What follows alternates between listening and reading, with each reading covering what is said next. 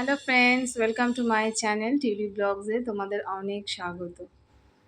তো এই যে আমি অ্যাগ্লোনিমা গাছটা নিয়ে এসেছিলাম তোমার নার্সারি থেকে অনেক দিন আগে। তো আমি না এই টবটা কালার করে তো পুঁতেছি এর মধ্যে।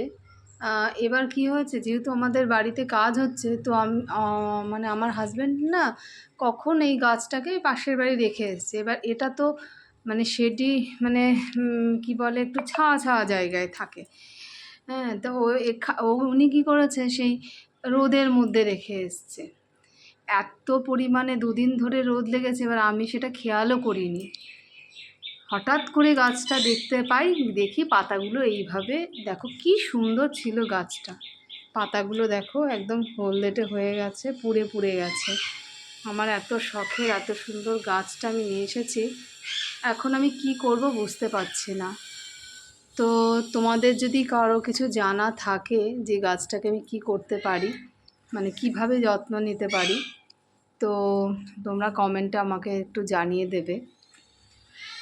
দেখো গাছটার অবস্থা, এত মন খারাপ লাগছে না। মানে গাছটা নিচে ছিল পুরো ছড়ানো, মানে আমাদের যে মানে বাড়িতে যে কাজ হচ্ছে, যে মিস্ত্রি আর আমার হাজব্যান্ড দুজন মিলে গিয়ে ওই পাশের বাড়ি সব গাছগুলো রেখেছে।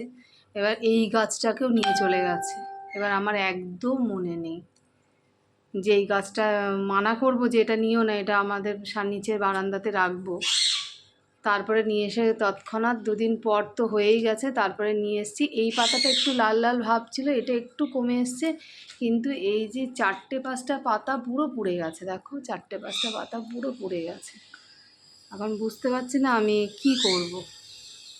আমার মন ভীষণ খারাপ লাগছে, ভীষণ খারাপ লাগছে, আমার মনটা ভীষণ খারাপ লাগছে।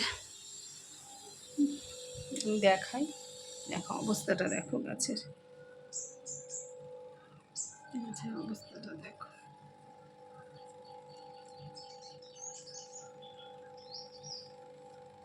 মানে রাগও ধরছে যে কেন এটা এটা কেন হলো, রাগও ধরছে। আবার এদিকে মানে কি বলবো, কিছু করার নেই না।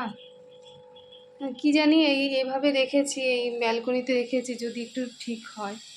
আমি বুঝতে পারছি না কি করবো, কি পাতা কেটে দেবো না কি করব, কিচ্ছু বুঝতে পারছি না। তো তোমাদের কারো জানা থাকলে আমাকে একটু জানিও, একটু জানিও প্লিজ, একটু জানিও।